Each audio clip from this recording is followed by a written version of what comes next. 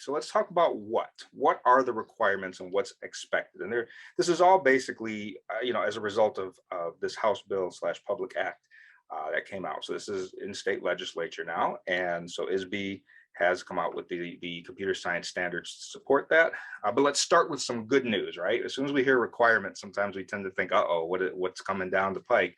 But there's a lot of good news here to share. First, you're likely addressing some or many of the expectations already if you're doing some form of technology or computer science in classrooms. Furthermore, you can integrate a lot of the standards into a variety of content areas, even those that are not tech focused.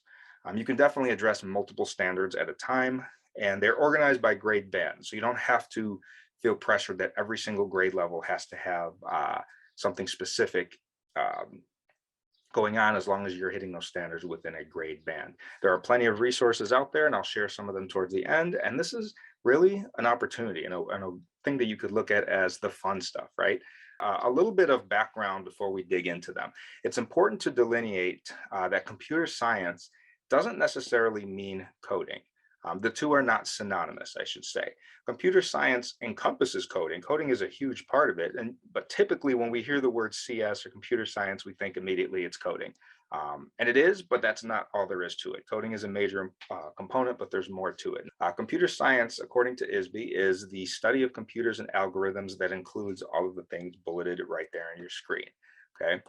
They also delineate that CS does not include the everyday use of computers and applications such as keyboarding or accessing the internet. Here's what you'll need to know about computer science. So computer science is not required for graduation for high school. However, high schools must provide the opportunity for at least one computer science course that's accessible to all students.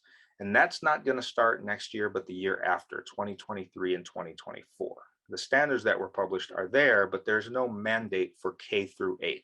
And the mandate 9 through 12 is just to provide one computer science course accessible to all students. I know many high schools out there may be doing that already. If you're not, you've got till 2023, and there's plenty of time, I think, to get that put together.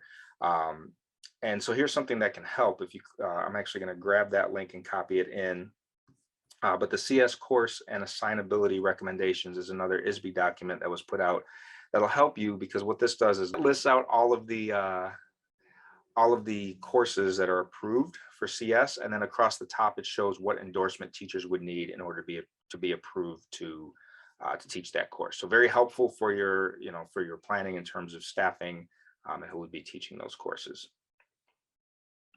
I will just say, as we move on from this section, and now that I've mentioned computer science and computer literacy requirements, we've talked a lot about them from the standards, from the standpoint of them being requirements and mandates. But I'd really like to look at this as an opportunity and to kind of think about how we're approaching this. Here's some of the language from the mandate. It says local districts may set requirements for graduation or participation beyond the state minimum requirements. So keep in mind, just because you're only required to have one computer literacy course, or you're only required to offer CS as an option, that's the bare minimum. It doesn't mean that a school couldn't decide to require more than that for graduation. It doesn't mean that a school couldn't offer more opportunities than what's required. I'd also think about another piece of language in the mandate about accessible and opportunity, right? So, are we offering computer science, computer literacy education that is truly accessible to everyone, to students, regardless of their background, regardless of whatever technology they may or may not have at home, regardless of their language, their status as an English language learner or a multilingual student, any disabilities they may have?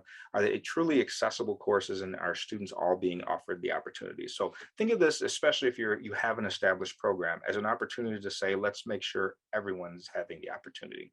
And finally, just kind of looking at all of this from the standpoint of compliance, checking a box and making sure we got what the state asked versus program development.